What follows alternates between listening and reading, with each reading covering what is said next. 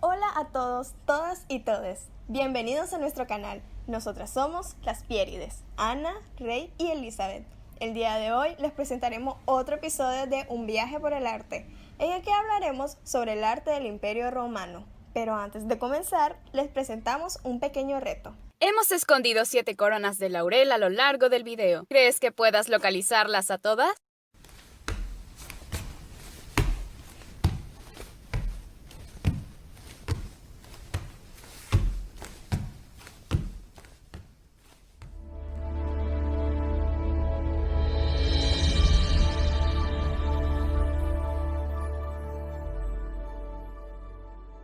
Antes de adentrarnos al arte romano, es importante que sepamos el contexto histórico de esta civilización. Roma no empezó como un imperio, sino que primero se desarrolló como una monarquía, luego se convirtió en una república y finalmente fue gobernada por un emperador. La ciudad como tal fue fundada por Rómulo en el año 753 a.C., aproximadamente, después de matar a su hermano gemelo Remo, con quien se disputaba la extensión de la ciudad. El fin de Roma imperial se mide con la caída del Imperio Romano de Occidente en el año 476 después de Cristo, al ser conquistada por los pueblos bárbaros.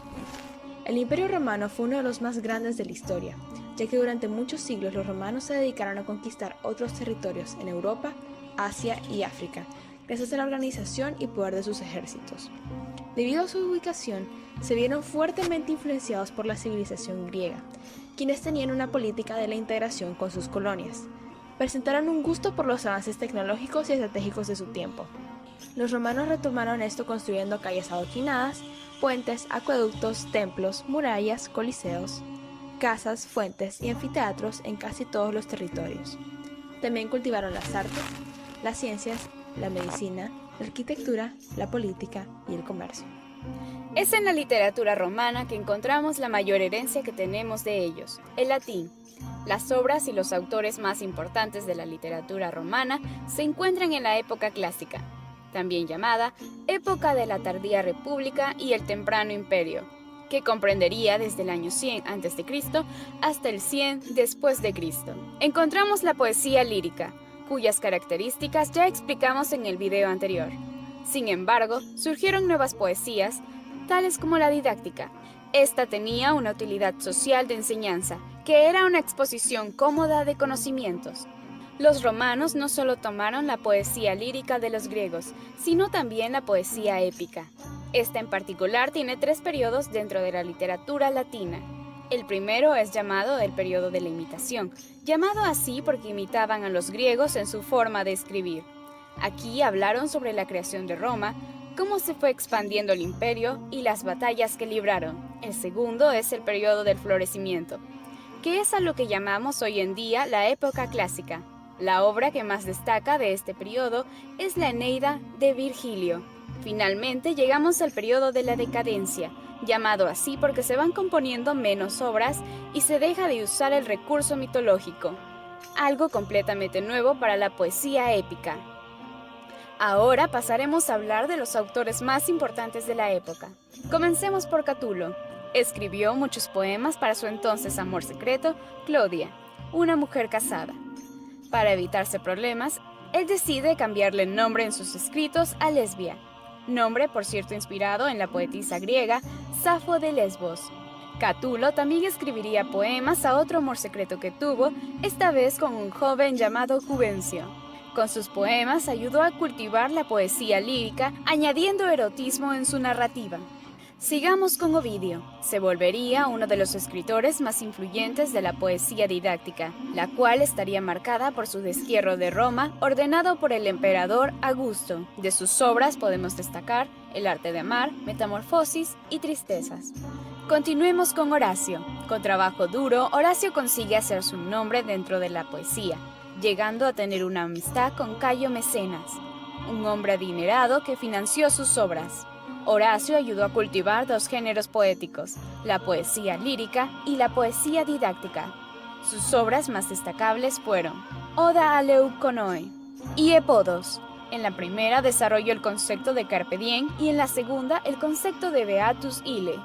Y llegamos finalmente con Virgilio. ¿Recuerdan la gran obra del periodo del florecimiento de la que les hablé? Bueno, entonces también recordarán que la escribió Virgilio, una obra que empezaría a sus 40 y que lograría terminar más de 11 años después. Esta obra no es nada más ni nada menos que la Eneida. Agonizante en su lecho, Virgilio le pide al emperador Augusto que queme su obra para que nadie pueda leerla. Pero Augusto se niega rotundamente, en parte porque a él le gusta mucho la historia. Es gracias a esto que hoy en día contamos con esta obra tan importante para la literatura latina. Virgilio, además de destacar en la poesía épica, destacó en la poesía lírica con su obra Las Bucólicas y en la poesía didáctica con su obra Las Geórgicas. A diferencia de Grecia, el teatro latino no surgió de la ceremonia sagrada, sino de las fiestas del campo. De esta forma, la danza campesina y los cantos llenos de humor y diálogo dieron lugar a las farsas y las comedias. Este teatro nacería aproximadamente en el año 13 a.C. Las primeras obras son imitaciones de obras griegas y se celebraban durante las Ceres, que son unas ceremonias que se celebraban en primavera, con dos géneros familiares de los que ya hablamos en el video anterior, la tragedia y la comedia. El autor más relevante de comedia latina fue Plauto. Sus comedias, al igual que las griegas, estaban escritas con un lenguaje vulgar, hacían crítica social, sus héroes siempre ganaban y sus personajes eran muy simpáticos. Sus obras más destacables fueron Anfitrión y La Olla. Otro autor importante dentro de la comedia sería Terencio, salvo que este daría más críticas sociales en sus obras.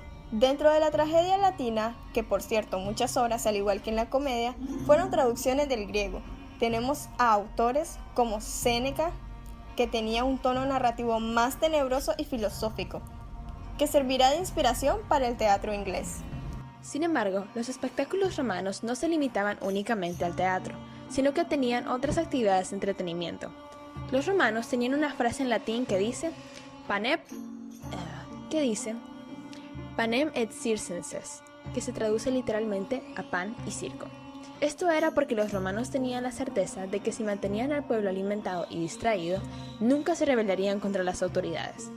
Fue por esto que edificaron grandes lugares de espectáculo, donde la entrada era completamente gratis.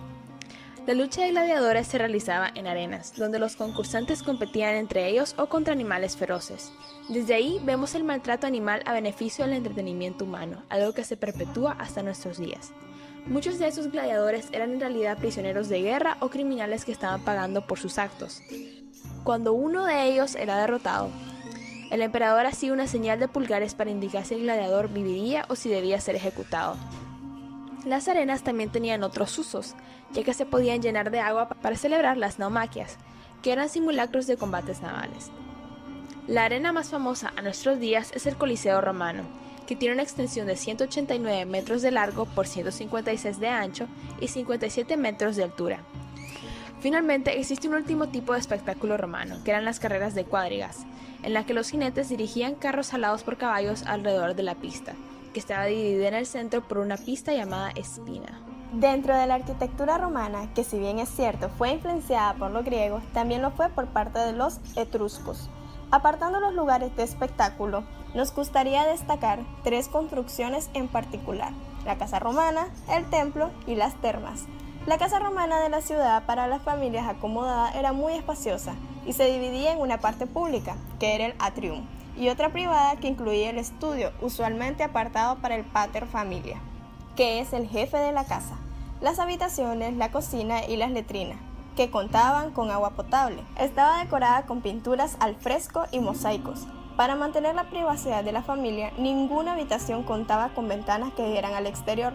Por lo tanto, la luz procedía del techo abierto de los patios. El templo, por su parte, era igualmente majestuoso, al ser el lugar destinado para el culto de los dioses. Con el tiempo, los romanos construyeron edificios más elaborados e imponentes, para transmitir una fuerte sensación de solemnidad y riqueza. En la escalinata del templo se erigía un pórtico, antes de pasar a una sala llamada cela, que era la esencia del templo. En esta parte se rezaba y se realizaban sacrificios a los dioses. Finalmente tenemos las termas, que eran los baños públicos de la época, y en los que se realizaba gran parte de la vida social romana. ya que además de ser un lugar de aseo, era un espacio de reunión en el que podían hacer negocios, tener largas charlas de política y filosofía, o encontrarse con los amigos. Además de esto, las termas tenían un espacio llamado Phaeristerium, que era un gimnasio donde se podía practicar a la lucha, la esgrima o los juegos de pelota. Su concepto de belleza fue inspirado en los cánones de belleza de Grecia durante 4 siglos. De hecho, esto se hace muy notable en sus primeras esculturas, que son muy parecidas a las de la época griega, y otras que son meras copias. Sin embargo, posteriormente abandonarían el idealismo de su arte para volverlo todo mucho más práctico. La escultura más destacable de la civilización romana es la Loa Capitolina, una escultura hecha en bronce etrusco, inspirada en el mito de Rómulo y Remo, símbolo de la fundación de Roma. Las esculturas normalmente eran narraciones o retratos. Se usó mucho el mármol y el bronce, pero también crearon muchas obras en marfil, vidrio, cerámica y madera. Le dieron un valor especial al realismo en sus esculturas. Sin embargo, en medio de la crisis del siglo III, todo se fue simplificando. El culto a los dioses era también una actividad social, por lo que los romanos realizaban grandes fiestas en honor a sus deidades. Los acontecimientos más importantes de la vida pública se sellaban con sacrificios en los templos. Como mencionábamos al principio, los romanos absorbieron y adaptaron muchas cosas de las civilizaciones griegas, y una de estas cosas fue la mitología. Los dioses griegos tomaron nuevos nombres, pero mantuvieron sus atribuciones originales. Así fue como Zeus y Hera pasaron a ser Júpiter y Juno, Ares y Afrodita se convirtieron en Marte y Venus. Apolo conservó el mismo nombre, pero también se le conocía como Febo, mientras que su hermana Artemisa se convirtió en Diana, Atenea en Minerva, Dionisio en Baco, Hermes en Mercurio, y así sucesivamente. Con esto cerramos nuestro viaje por el arte del Imperio Romano, pero antes de irnos, ¿pudiste localizar las 7 coronas de laurel escondidas en el video?